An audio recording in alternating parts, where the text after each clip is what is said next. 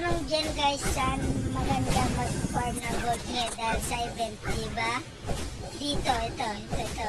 Yan, napakaganda dito mag-farm kasi di na gumagalaw yung hero mo. Yan, ihit na lang ng ihit. Dito, saka dyan sa taas. Yan, pag walang tao dyan, lipat-lipat ka lang ng channel para makapili ka ng magandang